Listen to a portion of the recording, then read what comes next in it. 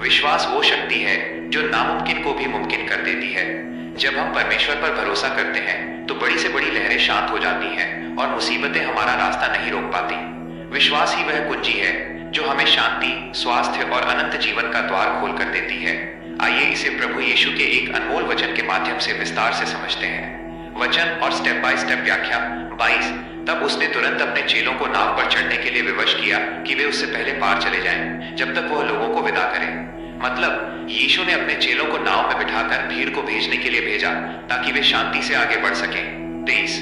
वो लोगों को विदा करके प्रार्थना करने को अलग पहाड़ पर चला गया और सांझ को वो वहां अकेला था। मतलब भीड़ जाने के बाद यीशु अकेले पहाड़ पर गए ताकि वे अपने पिता परमेश्वर से प्रार्थना कर सकें। 24। उस समय नाव झील के बीच लहरों से डगमगा रही थी, जो कि हवा सामने की थी। मतलब चेले मुश्किल में थे क्योंकि विपरीत हवा के कारण नाव हिल रही थी और वे आगे नहीं बढ़ पा रहे थे। 25। और यीशु रात के चौथे पहर झील पर चलते हुए उनके पास आया।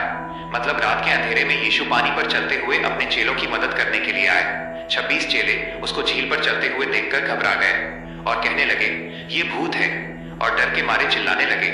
मतलब चेलों को यीशु को देखकर डर लगा, उन्हें लगा कि कोई साया या भूत आ रहा है। 27। तब यीशु ने तुरंत उनसे बातें की और कहा, ढाढ़स बांधो, मैं हूं, डरो मत। मतलब यीशु ने उनसे कहा कि हिम्मत रखो, डरो मत, मैं खुद यीशु हूं। 28। पतरस ने उसको उत्तर दिया, हे प्रभु, यदि तू ही है तो मुझे अपने पास पानी पर चलकर आने की आज्ञा दे। मतलब पतरस ने यीशु पर भरोसा करके पानी पर चलने की इच्छा जताई। 29। उसने कहा, आ। तब पतरस नाव पर से उतरकर यीशु के पास जाने को पानी पर चलने लगा। मतलब यीशु के बुलाने पर पतरस ने विश्वास के साथ नाव से कदम बाहर रखा और वो पानी पर चलने लगा।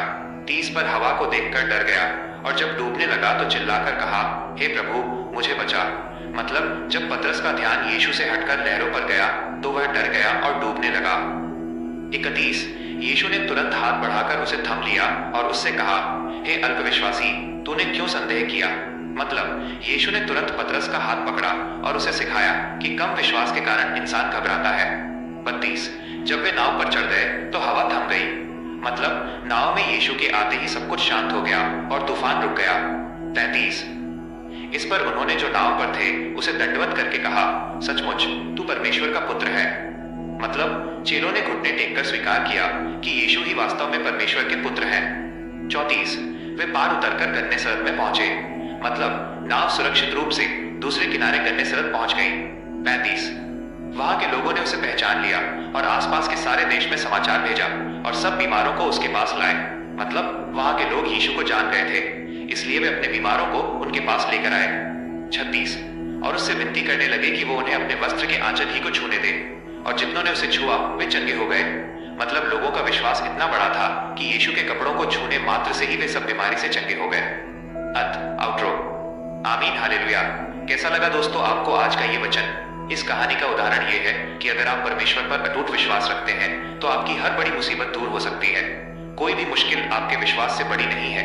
अगर आप परमेश्वर पर पूरा विश्वास रखते हैं और शांति का जीवन पाना चाहते हैं तो कृपया हमारे चैनल को सब्सक्राइब करें और इस वीडियो को ज्यादा से ज्यादा शेयर करें ताकि बाकी लोग भी इसे देखकर चंगे हो सकें और विश्वास में आगे बढ़ सकें। जय मसीह की। आज के लिए बस इतना ही, फिर मिलते हैं अगले वीडियो में।